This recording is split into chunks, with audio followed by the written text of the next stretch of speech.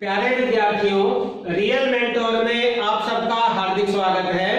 आज हम कक्षा 9 विषय हिंदी की पाठ्य पुस्तक क्षितिज के काव्यखंड का अध्याय 12 जिसका शीर्षक है कैदी और कोकिला और इसके कवि है माखनलाल चतुर्वेदी का अध्ययन करने जा रहे हैं। माखनलाल चतुर्वेदी का जन्म मध्य प्रदेश के होशंगाबाद जिले में सन 1889 में हुआ था और इनका निधन सन 1968 में हुआ। माखनलाल चतुर्वेदी को साहित्य में इनके योगदान के लिए पद्म भूषण और साहित्य अकादमी पुरस्कार से भी सम्मानित किया जा चुका है। इस वीडियो में हम पाठ कैदी और कोकिला के पद्यांश 2 का अध्ययन करने जा रहे हैं। पद्यांश 2 का संकेत है ऊंची काली दीवारों के घेरे में और इस पद्यांश की अंतिम पंक्ति का भाग है जागी क्यों आली, संकेत दिया हुआ है। अब हम इसका भावार्थ करेंगे।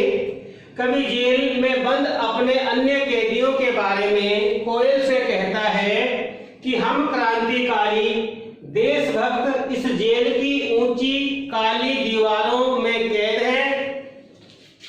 हमें इस जेल में चोर डाकू लुटेरे जैसे अपराधियों के साथ रखा गया है, क्योंकि कवि जो है स्वतंत्रता आंदोलन में कवि ने स्वयं भाग लिया था और ये स्वतंत्रता आंदोलन के कैदी थे तो इन्हें अलग रखना चाहिए, लेकिन स्वतंत्रता आंदोलन के जो क्रांतिकारी वीर थे उन्हें भी जेल के उसी कोठरी में रखा गया था जहां चोर डाकू लुटेरे जैसे अपराधी प्रवृत्ति के लोग रहते हैं। जेल में हमें भरपेट भोजन भी नहीं दिया जाता था, अर्थात स्वतंत्रता सेनानियों को जेल में भरपेट भोजन नहीं दिया जाता था, न उन्हें जीने देते थे और न ही उन्हें मरने देते हैं। यानी कि उन्हें केवल उतना ही भोजन दिया जाता था जिससे कि उनकी सांसें चलती रहे, वो केवल जीवित रहे और कुछ आंदोलन के बारे में सोच समझ न सके, उन्हें शारीरिक और मानसिक रूप से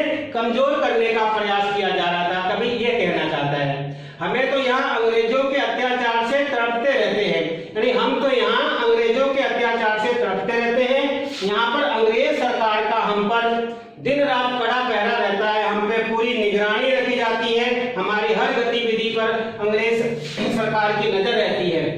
अंग्रेज सरकार के अत्याचार को देखकर और दुखी होकर चंद्रमा भी अस्त हो गया है, छिप गया है और फिर से काली अंधेरी घटा जो है वो छा गई है। अब हम निराश होकर काली रात में जी रहे हैं, यानी कि जो जेल की काल कोठरी है उसको कवि ने काली रात से भी भयंकर बताया है। और कभी फिर कोयल से कहता है ऐसे में हे कोयल तुम क्यों जाग रही हो, यानी कि हम तो अपनी दुर्दशा से परेशान होकर जाग रहे हैं और इन अत्याचारों को झेल रहे हैं, लेकिन कोयल तुम तो आजाद हो, लेकिन तुम क्यों जाग रही हो। अब इसमें इस भावार्थ से कुछ प्रश्न पूछे गए हैं। पहला प्रश्न है कवि कोयल से क्या प्रश्न करता है, तो कवि कोयल से प्रश्न करता है कि तुम रात में जागकर क्यों गा रही हो, इसका क्या कारण है। दूसरा प्रश्न है कवि को जेल में किनके साथ रखा गया था, तो यह भावार्थ में भी आया था कि कवि को जेल में चोर डाकू लुटेरे और अपराधी किस्म के जो कैदी थे उनके साथ रखा गया था। प्रश्न 3 है जेल में कवि के साथ कैसा व्यवहार किया गया, तो जेल में कवि के साथ कठोरता का व्यवहार किया गया, उन्हें अन्य अपराधियों के साथ रखा गया था, उन्हें भरपेट भोजन भी नहीं दिया जाता था और अन्य तरह की यातनाएं भी दी जाती थी। अब इसका चौथा प्रश्न है हिमकर निराश कर चला से क्या आशय है। हिमकर का अर्थ होता है चंद्रमा, तो उस समय रात्रि में घना अंधकार फैला हुआ था, जेल में स्वतंत्रता सेनानियों को अनेक प्रकार के कष्ट दिए जा रहे थे।